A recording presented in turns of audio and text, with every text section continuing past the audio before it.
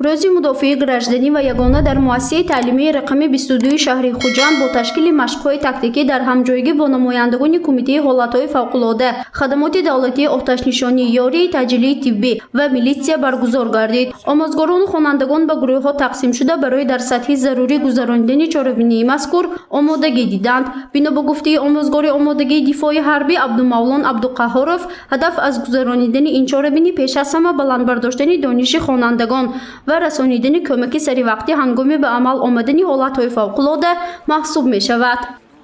در مکتب گروه‌های غیر نظام تشکیل شده است که آنها از گروه‌های رادیاسیونی، پیگیران، نجات دهندگان، یاری اولیه سرینی طبی، ضد ساختارخوان بشکنندگان و ترتیبات جمعیتی تشکیل شده است. تا آمدن خدمات‌های شهری، خوانندگان باید کارهای فوق‌العاده‌ای که در مکتب به رخ آمده است اجرا کرده توانند.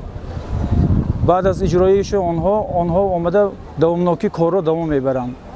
به مناسبت روز مدافع گراژدنی در مؤسسه تعلیمی رقم 22 در یکچند صنفخانه‌ها درس گشودی نمونوی گذرانیده شد. در آن خوانندگان صنف‌های بالایی فعالانه اشتراک نموده عایده حادثه‌های ناخوش طبیعی و حالت‌های فوق‌العاده معلومات دادند. در همین وقت در مؤسسه یک بار سوختار سر زد. این حالت باعث صدا دادن بانگ خطر گردید. خوانندگان سری وقت به جایهای بی‌خوف برآمدند، اما آشیانه چهارم مکتب ضرر دید و چندی از سلامتی خوانندگان زیر سوال ماند. دسته نجات دهندگان مکتب که از حساب خوانندگان صنف‌های بالایی آماده شده بودند، سری وقت رفته آسیب دیدگان را به جای بی‌خوف برآوردند. دسته گروهی یاری تجلی طبی به آنها کمک اولینی خود را رسانیدند. معلوم گردید که پای و دست چندی از خوانندگان شکسته است.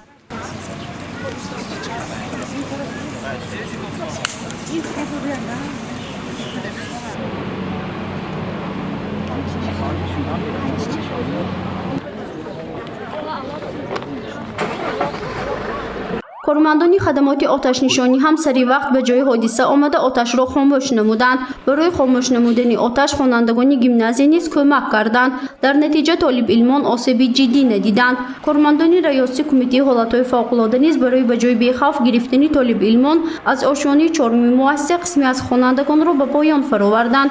چندی از آنها آسیب دیده بودند. از این رو نقلیات یاری تجلی طبی نیز به جای حادثه آمد و خوانندگان آسیب دیده را سوار کرده به بیمارخانه بردند.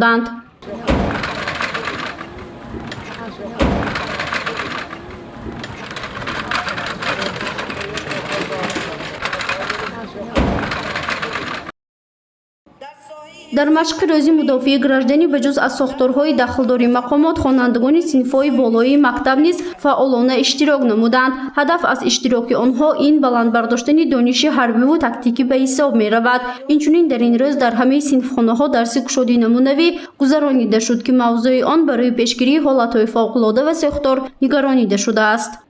مقصد از که پیشگیری نمودن حادثه‌های فوق‌العاده هنگام آفت‌های طبیعی، فوق‌العاده، ساختار، زمین لرزه و دیگر آماده بودن خوانندگان است. همه ساله ماه اپریل بخشیده به روز مدافع گراژدنی یگانه گذرانده می شود. باید قید نمود که در چهاربینی روزی مدافع گراژدنی به جز از مهمانان معاون یکم رئیس شهر خوجند خیرالله غیب‌الله‌زاده و تمام دیرکتوران مؤسسه‌های تعلیمی شهر خوجند، آموزگاران آمادگی دفاعی حربی اشتراک نمودند. تاکید گردید که گذراندن چنین مشق‌ها همه ساله در مؤسسه‌های تعلیمی شهر با مقصد بلند برداشتن دانش خوانندگان تشکیل کرده می شود. هدف آماده کردن طالب علمان هنگام رخ دادن حادثه‌های فوق‌العاده به حساب می رود. گزارش فرزانه شمسی و اعظم رحیمов برای برنامه اطلاعاتی خبر.